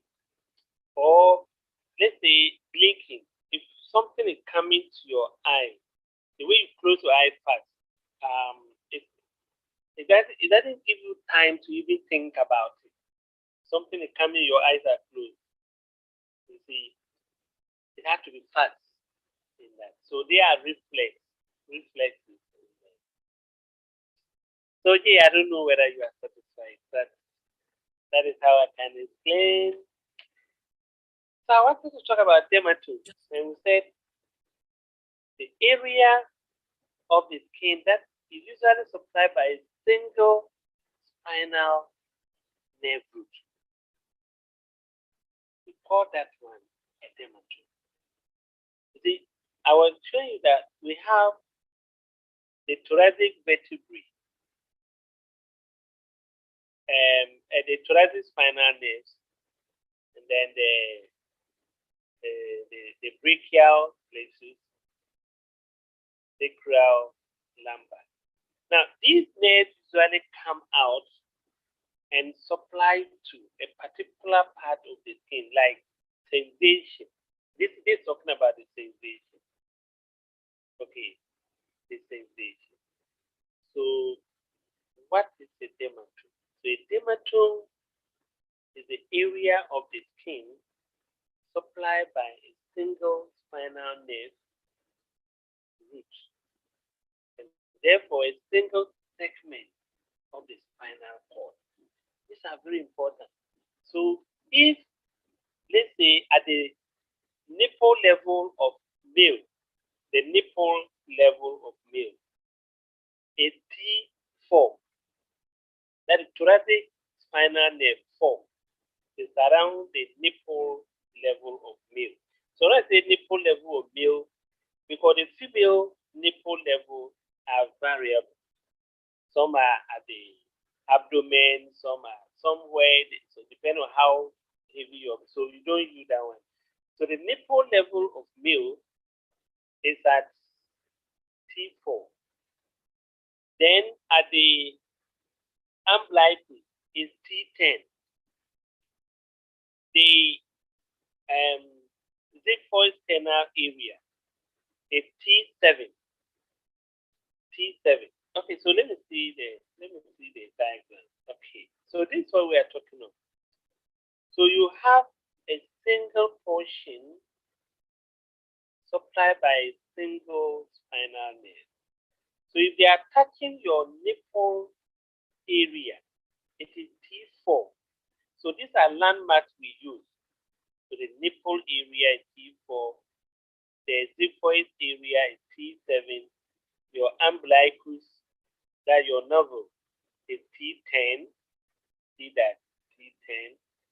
Around the pubic region, get above the pubic region is the T12.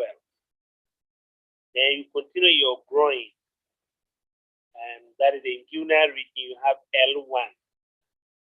Then you have L2, L3, L4. Around the knee, you have L4. Some books will have it that way.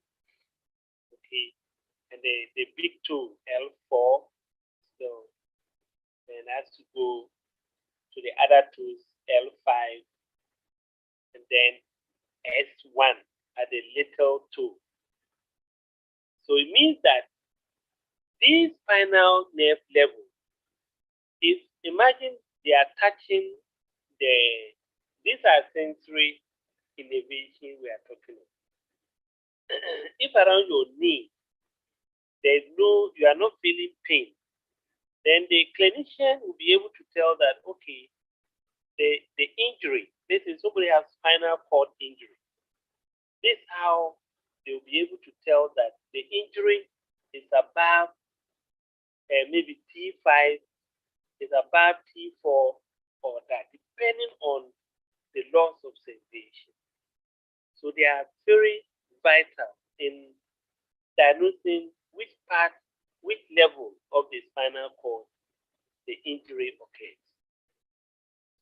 For instance, if they are touching your toe, your big toe, that the hallux, and you are not feeling pain. But when they touch maybe around the knee, above the knee, you feel pain. They will know that L4 level, maybe the injury is above L4. So that is lumbar spinal nerve 4, or lumbar vertebrae 4.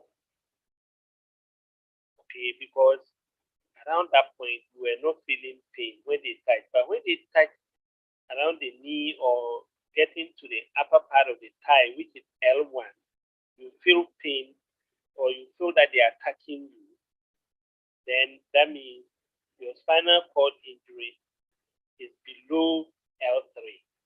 That is why you can feel when they go up in that. So we use it to. Dermatomes are important in diagnosing level of spinal cord injury. Spinal cord injury. Yeah, so these are just examples of these dermatomes that we mentioned. I mentioned important one, that is T4, nipple level of male. I mentioned T7, that is the xiphosternal area, that is infrasternal angle. The umbilicus, I was saying that T10. We also talk about the knee, L3, the big toe, where is it? Yes, L5. Okay. So then a little, yes, S1, the little 2. Very important. But when you go to, so those are some of the things. So that you see the genital area. So if your genitalia is not functioning, it's around S, like they touch your genital, you are not feeling anything. There's no sensation. It's from S3. Okay, your clitoris is not functioning, your whatever is not functioning. But you are not seeing my face. Thank you. So that means there's injury or around that area, the spinal level, S3, and that's or above that. There are also muscles and stretches, reflexes. Okay, so don't worry about that. I'm good for the sensation. Okay, spinal plexus. Will not really look at this one as much as the brachial plexus. So I want you to learn this the way you cry on me. Don't worry about it. So just know that these are some injuries that may occur during that. All right. So we may not need to go detail. The thing that will have been very important for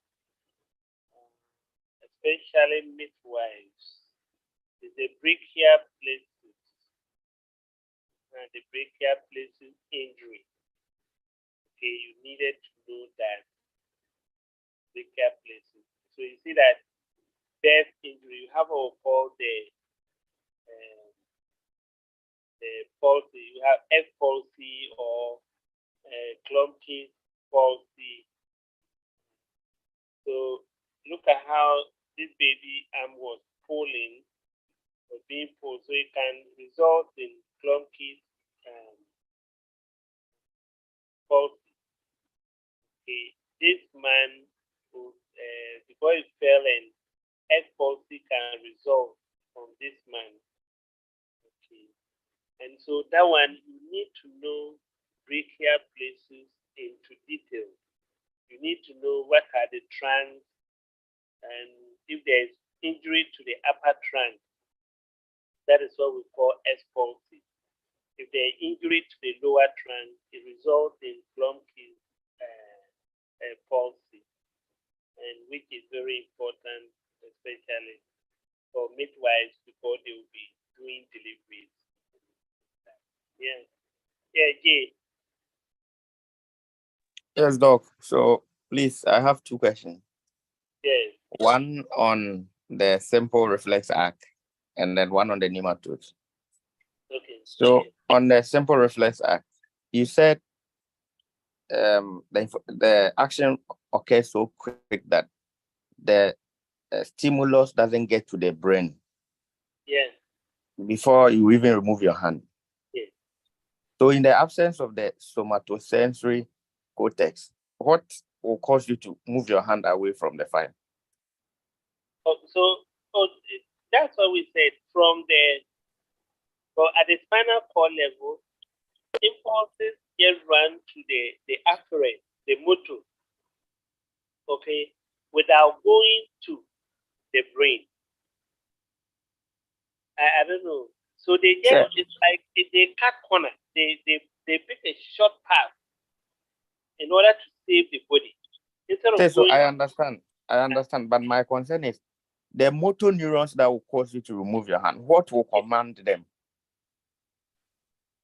It's the action potential. You know, when you touch the whole body, I said that heat will be converted into action potential by the receptor. Is that not it? And so the action potential will continue to go and pass through the motor, through the synaptic layer where they release neurotransmitters. And then the neurotransmitter binds to the postsynaptic neuron, that is the motor neuron. And then the action potential now continue to the muscle and cause skeletal muscle contraction. Oh, yes. Okay. So even if the person has a problem with the motor cortex, that action can happen. Yeah, it can, because it's a reflex act. Okay. All right. And also, yeah, so I want to know where the sciatic nerve emanates from.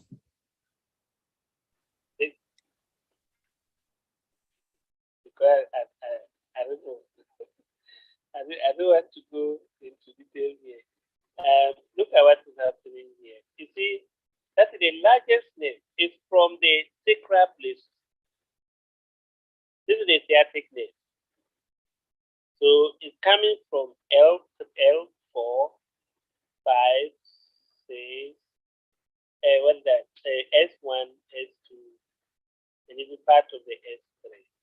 So all of them, they contribute to the sciatic nerve. So this is the sciatic nerve, the longest and biggest nerve. Okay. So when you come to the lab, I'll show you.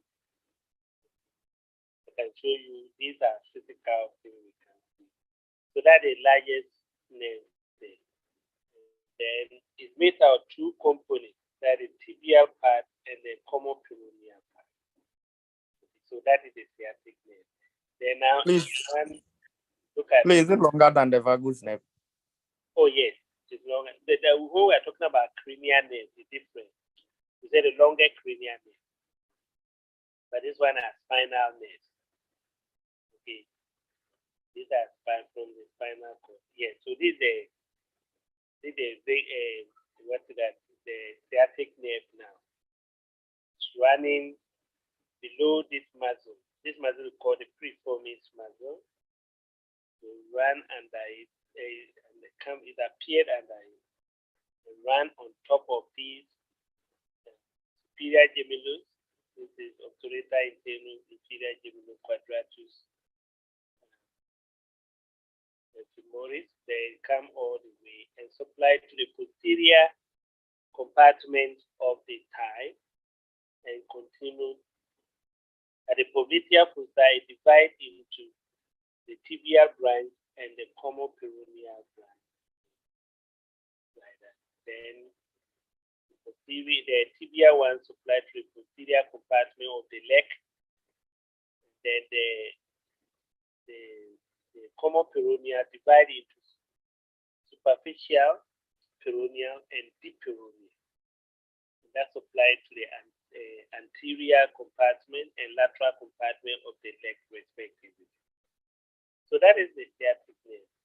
So you see that this is the bottom. So we've taken off this muscle, that is the gluteus maximus. See the gluteus minimus, intermedius, or medius. Medius, gluteus medius, and this is the gluteus minimus. This one.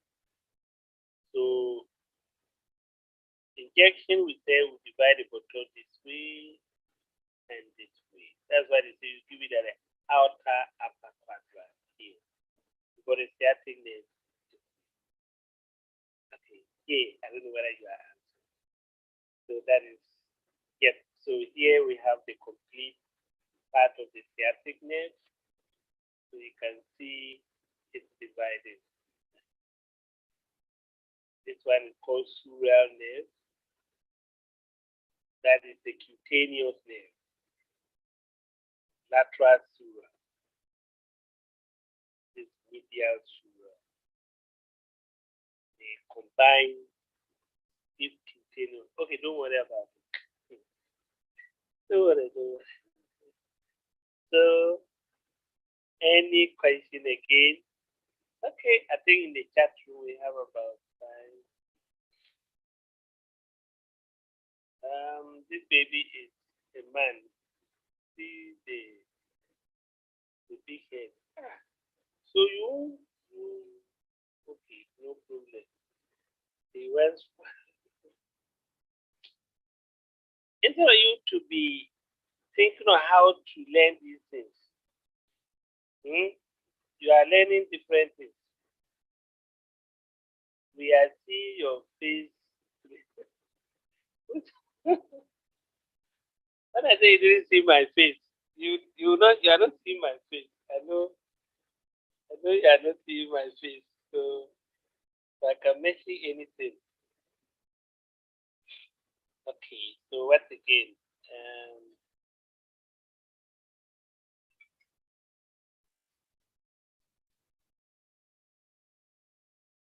There are other questions.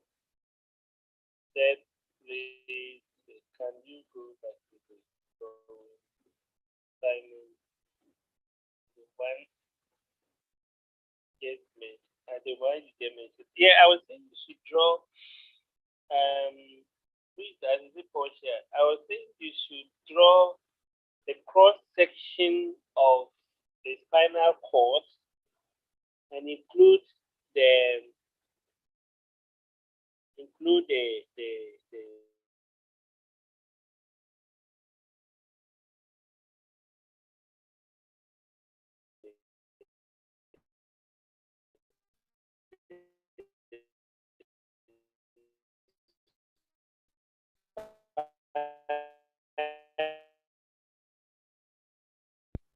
okay, so that is what I would say you should draw. Okay. Any other question? Let me see. Sorry.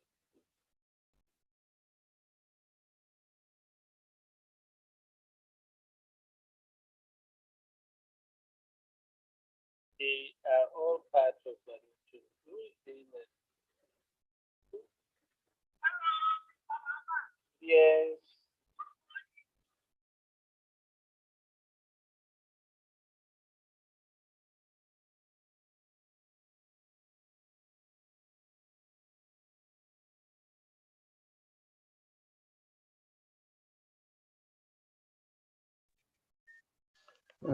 Hello, sir.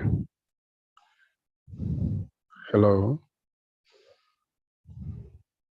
Please hold on. He will be back soon. Oh, okay.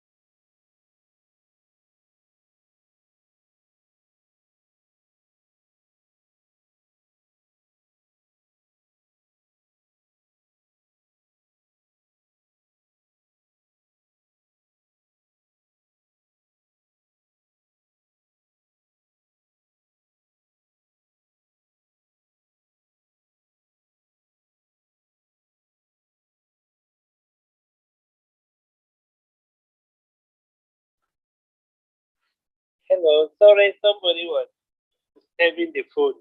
I have to respond. If not, you even call and cut off the whole thing. That is why. Yes, somebody wanted to talk. Let me also see the chat. It says, yes, the line was breaking. Yeah. So, because somebody was calling, that's why it was. That's why I have to talk. So, cross section of the spinal cord, and then also indicate the spinal nerve. Very good. And Bismarck, you are right. Then you said, please, can someone write the assignment here? Oh, I think that's what somebody has written. Sweetly. Very sweetly. Somebody was talking. I saw Sedu also. Sedu, let me see. Can you talk now? Let me unmute you. Okay. Hello, sir. This is all about the IA that we did. Okay. And then, instead of the index number that I wrote, instead of 2023, it seems there was a typo, so I made it 2020. Then I added all other numbers in addition. But instead of the 2023, it was rather 2020 there. So is there anything that we can do about that? That's my own. That's not a problem. If there's no your, but you have written it. Yeah, I've written it. I was able to get it. So you know, okay. So you can send me your correct index number. Oh, okay. Okay. And then I have the name on it, so I can compare with yeah. I have the name. Only that I didn't add the name when I was sending that one. But I have the name. So it's not yes, sir. Oh, okay. Thank you. Yes. Oh, well. Justice Akoti. Yes, please. What about those of us who wrote it, but we didn't get our result? Okay, so what may be the problem to it that some of you selected like the place as the classroom. So you might select if you are nursing and you take public health. That means your number will go to public health column. And because I have not sent them together, I don't know why you are getting the explanation. Yeah, I've gotten it. That one was very important. If you don't select, if you select it wrongly, your even you see some people when you go to the names like they will say name.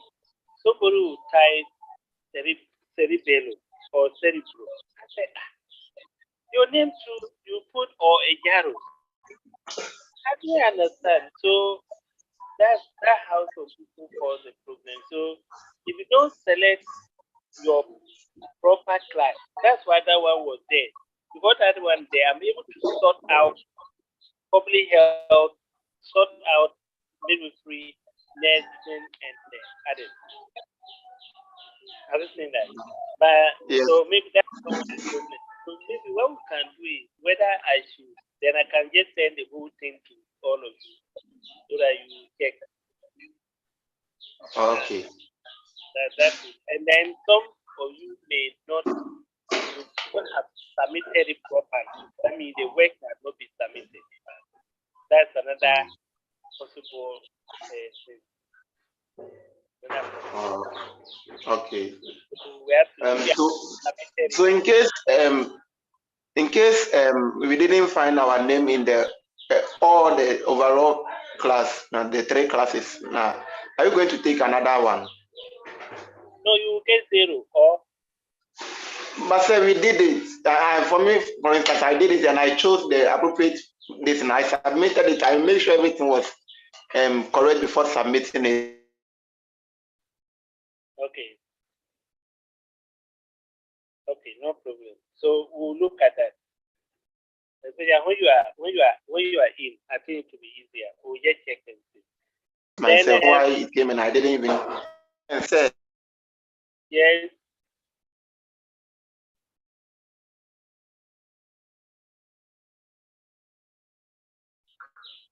Hello, sir. Yes, I can hear you. I was saying, for instance, I did and I cross-checked everything to make sure that there wasn't any mistake in it. So I did it and submitted it. But when the result came, I couldn't find my index number, my contact number. Nothing of that was shown. So I don't know what we will do to help. But that's what I explained the course. So we have to check those things. So it could be that you select. Are you which group are you? Public health nursing. So if you select nursing, like your team might be in nursing. You can also send your index number to the nursing class rep to check and see. Okay. And then midwifery. Maybe you even pick midwifery. Meanwhile, you are not doing midwifery. So when like that, you Okay. their class. So in case it's not there to know, can we join those who couldn't submit theirs or because of network problems so that we write another one? We'll take decision on that. It's okay. Grace. Okay. Grace, you can talk. Grace Apple.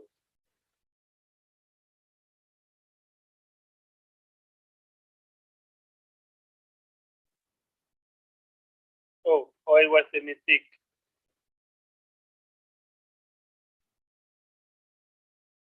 Click on I'll send you request to unmute. So click on it and talk.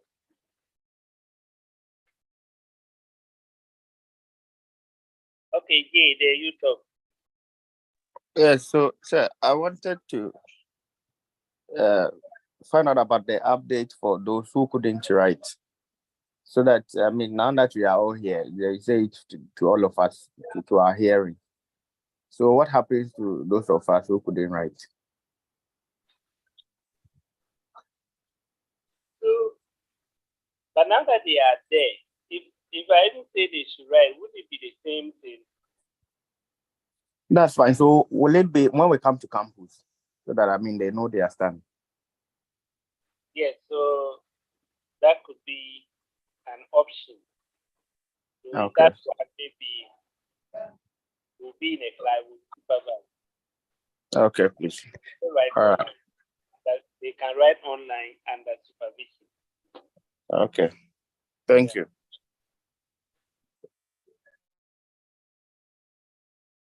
Then Sayuri.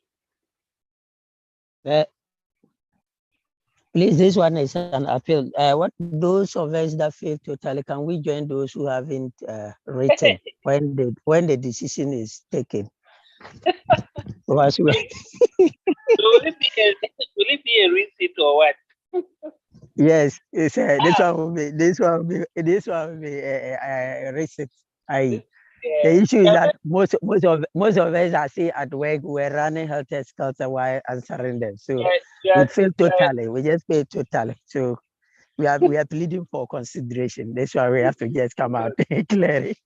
So this was since the It's just an appeal. It's an appeal.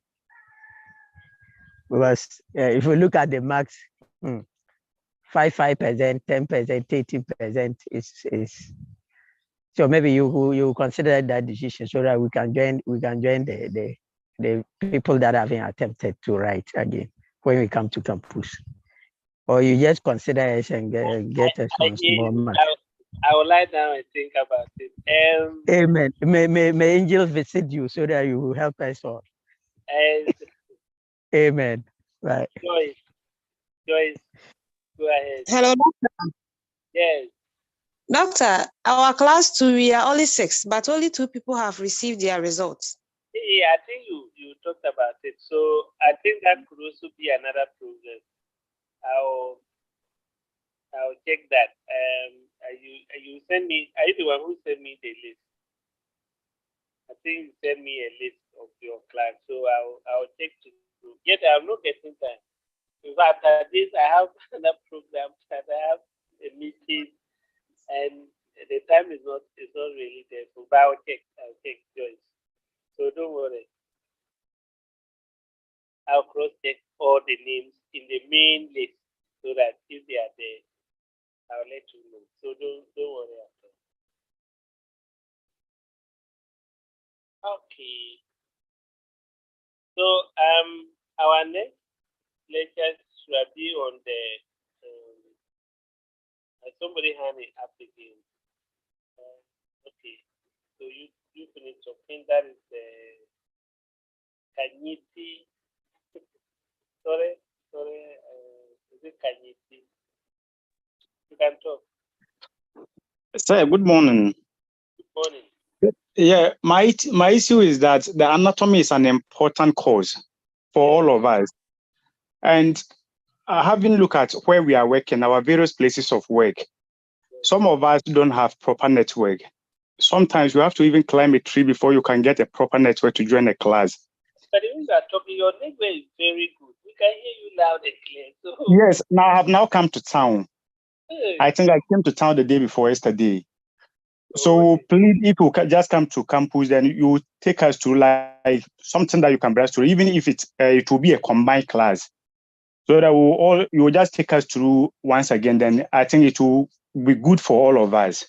If not, most of us are lacking behind. okay.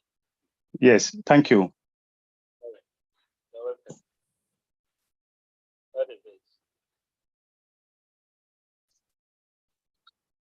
Alice, Patricia, Jane, Raymond, one will call me. What are you saying? We have heard you. We have heard what you are saying. Can you see? Why would Patricia, Jane, and who calling you? Okay. Or your no, there's Suke. Yes, sir. Please, I want you to say something about tomorrow's IE so that. No,